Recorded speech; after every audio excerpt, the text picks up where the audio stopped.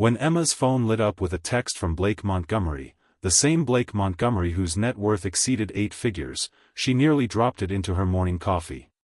"Last night was fun. Do you want to move in with me?"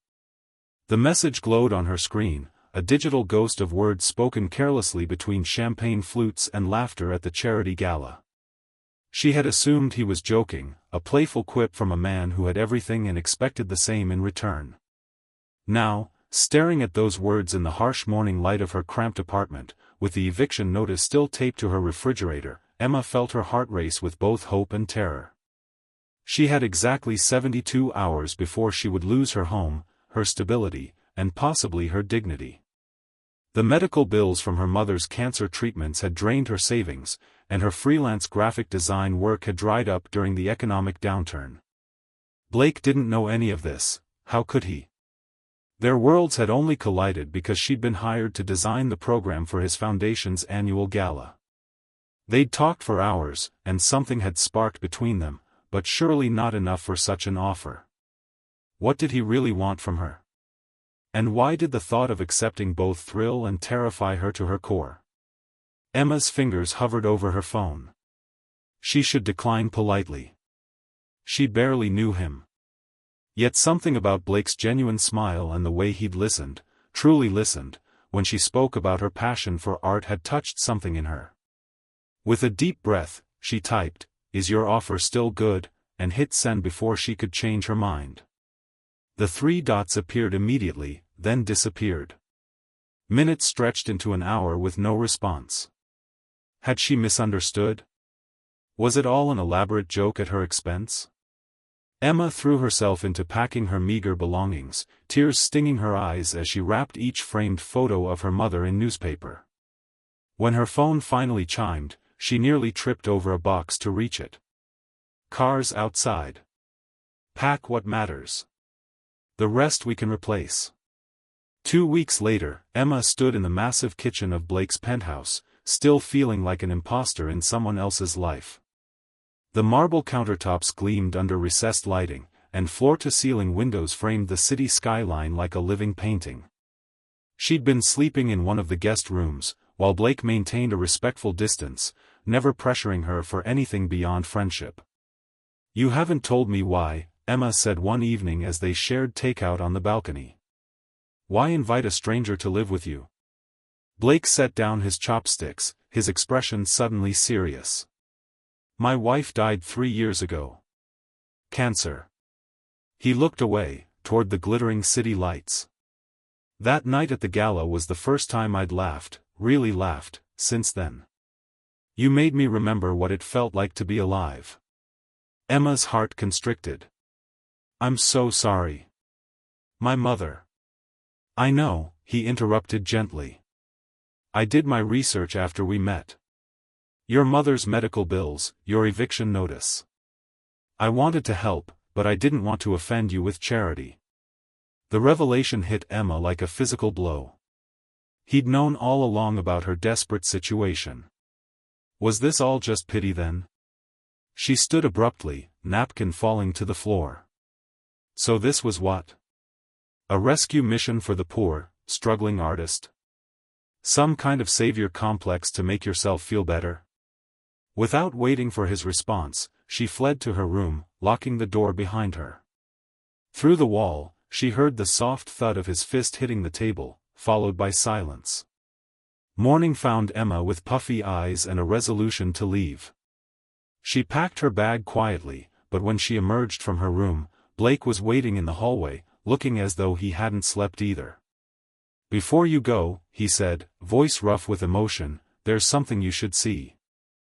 He led her to a room she hadn't entered before, his home office. On the walls hung framed graphic designs she recognized immediately as her own work, pieces she'd created years ago for various clients.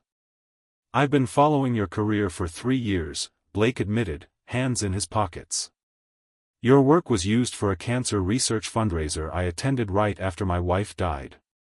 Something about your designs, the hope embedded in them, kept me going during my darkest days." Emma stared at her own artwork, seeing it through new eyes. "You knew who I was before the gala." Blake nodded. I requested you specifically for the program design. But what I didn't expect was to meet someone who made me feel again. The offer to move in wasn't planned. It wasn't pity. It was selfish, actually. I wanted to keep that feeling close.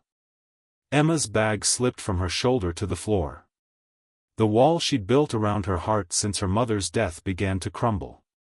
I don't know what to say. Say you'll stay, Blake whispered, not moving closer, giving her the space to decide. Not because you need a place to live, but because maybe, just maybe, we both need each other. In that moment, standing amid the physical manifestation of how their lives had been intertwined long before they'd met, Emma made her choice. She stepped forward and took his hand. The transition wasn't seamless. Emma insisted on contributing, setting up a small workspace in the corner of the guest room where she continued her freelance design work. Blake respected her independence, never mentioning money or suggesting she didn't need to work. Instead, he quietly introduced her to contacts who could use her services, watching with pride as her client list grew. Their evenings fell into a comfortable rhythm. Blake would cook, a hobby he'd developed after his wife's death as a way to fill the endless hours, and Emma would set the table, bringing fresh flowers from the market down the street. They shared stories over dinner, filling in the gaps of their lives.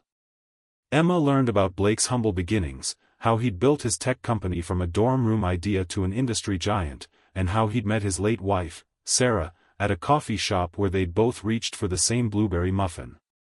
She always said that muffin was the best investment she ever made, Blake told Emma one night, his voice soft with memory but no longer breaking with grief. Even better than the stocks she insisted we buy that tripled our savings.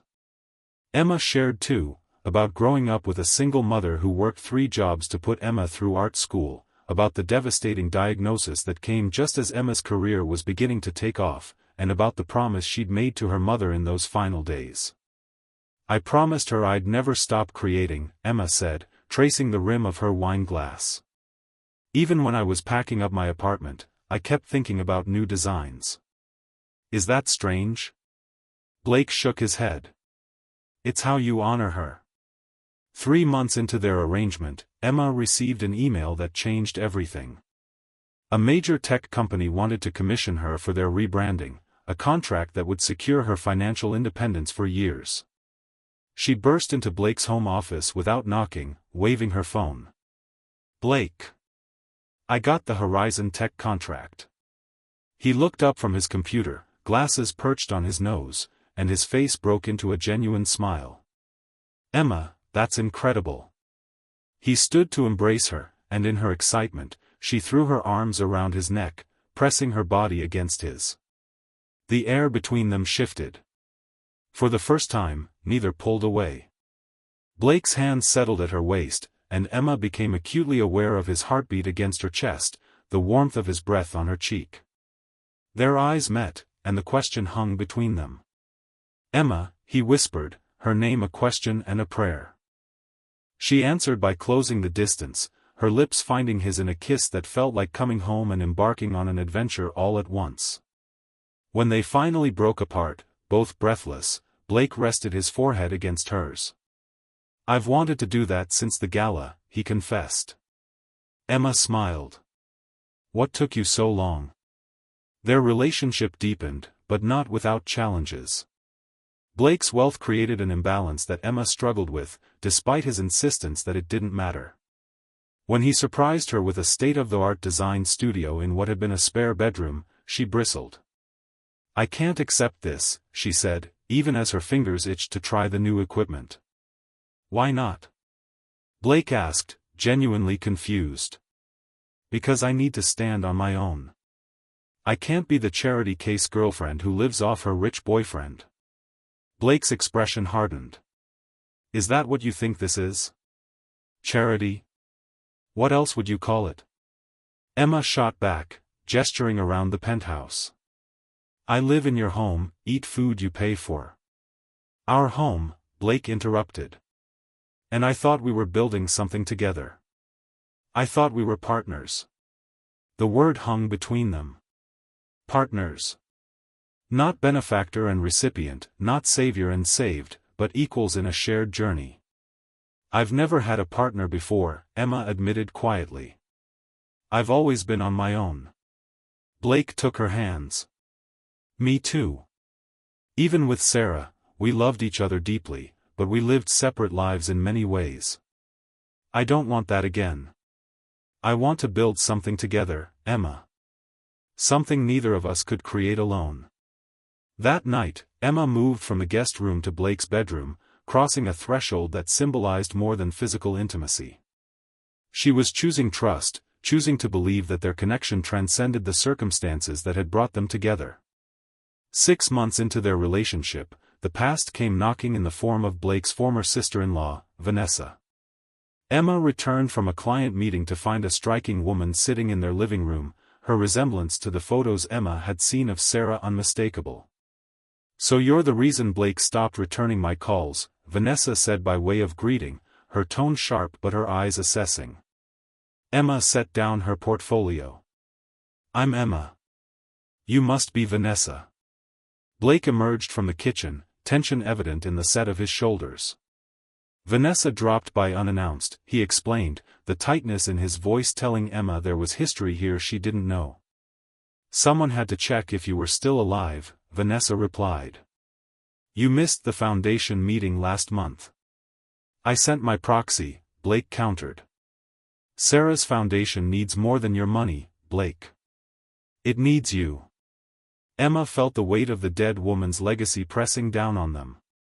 The Sarah Montgomery Cancer Research Foundation had been Blake's tribute to his wife, a channel for his grief. Emma had seen the passion with which he spoke about its work, but she hadn't realized he'd been pulling away from it. Later, after Vanessa left with Blake's promise to attend the next meeting, Emma found him on the balcony, staring out at the city. "You should have told me you were stepping back from the foundation," she said, joining him at the railing. Blake sighed. "I didn't realize I was until Vanessa pointed it out. I've been happier. More present. Less focused on the past. Is that a bad thing?" "No," he said slowly.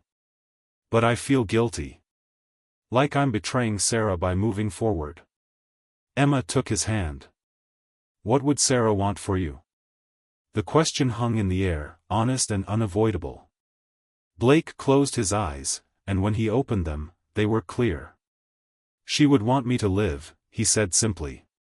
"To really live, not just exist in a monument to what we lost."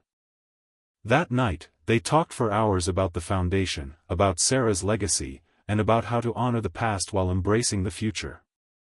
By morning, they had a plan, one that would incorporate Emma's design skills into the foundation's work, creating a bridge between Blake's past and their shared future. The foundation gala the following month marked a turning point. Emma had redesigned everything, infusing the foundation's materials with new energy while respectfully maintaining elements of the original branding Sarah had loved. Blake gave a speech that brought tears to the eyes of everyone present, speaking of loss and renewal, of honoring the past by building a better future. "Sarah taught me how to love," he said, his voice steady as he looked directly at Emma in the front row. "And in losing her, I learned that love doesn't end with death. It transforms. It guides us toward new beginnings." After the gala, Vanessa approached Emma at the bar, 2 champagne flutes in hand. She offered one to Emma with a tentative smile. "I owe you an apology," she said. "I thought you were trying to erase my sister. But what you've done with the foundation, it's what Sarah would have wanted. She never liked people dwelling in sadness." Emma accepted both the champagne and the olive branch. "Tell me about her," she said. "The real Sarah, not just Blake's wife." They talked for hours, Vanessa sharing stories of her sister's terrible cooking, her obsession with cheesy romantic comedies, her habit of singing off-key in the shower. With each anecdote, Sarah became more real to Emma, not a perfect memory to compete with, but a complex, wonderful woman who had shaped Blake into the man Emma loved. "She would approve of you," Vanessa said finally, her eyes slightly glassy from champagne and emotion. "She always said Blake needed someone who would challenge him, not just adore him. Emma smiled. I definitely challenge him. Good, Vanessa nodded. Keep doing that. A year after that fateful text message, Emma sat cross-legged on their bed, sketching designs for a children's hospital wing the foundation was funding. Blake entered with 2 mugs of tea, setting hers on the nightstand before joining her. I have something to ask you, he said, his expression serious enough to make Emma set aside her sketchpad. That sounds ominous. Blake took her hands. Remember when I joked about you moving in with me at the gala? Emma smiled. How could I forget? It changed my life. I want to change it again, he said, reaching into his pocket. But this time, I'm not joking. The ring he produced was nothing like Emma would have expected, not a massive diamond that screamed wealth, but a delicate band of rose gold with a small emerald, the same color as her eyes. It was my grandmother's, Blake explained. She was an artist too, a potter. My grandfather saved for years to buy it for her. Emma's vision blurred with tears. Blake. I know it's fast, he continued. And I know our beginning was unconventional. But when you texted me asking if my offer was still good, you gave me back something I thought I'd lost forever, hope. A future. I don't want to waste another day not being your husband. Emma looked at the man before her, not the millionaire who had rescued her from eviction, but the partner who had helped her rebuild her life, who had shared his grief and his joy, who had seen her at her worst and still looked at her like she was a masterpiece. Ask me properly, she whispered. Blake slid from the bed to one knee, still holding her hands. Emma Hayes, will you marry me? She leaned forward until their foreheads touched. Is your offer still good? She asked, echoing the words that had started their journey. Blake laughed, the sound full of joy and promise. Always. 6 months later, Emma's design studio occupied what had once been Blake's rarely used dining room. Her business was flourishing with his connections and her talent, but more importantly, they were healing each other. Slow evenings of conversation had turned to gentle touches, then passionate embraces. They moved through grief together, finding joy in shared moments and simple pleasures. On the anniversary of her mother's death, Blake found Emma on the balcony, tears streaming silently down her face. Without a word, he wrapped his arms around her from behind, his chin resting on her shoulder. She would have liked you, Emma said softly.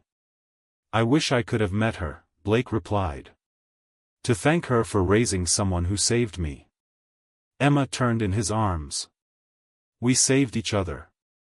As the sun set over the city they both loved, Blake held her close, the gold band on his finger catching the last rays of light.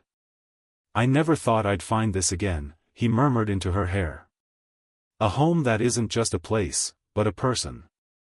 Emma closed her eyes, feeling the steady beat of his heart against her cheek.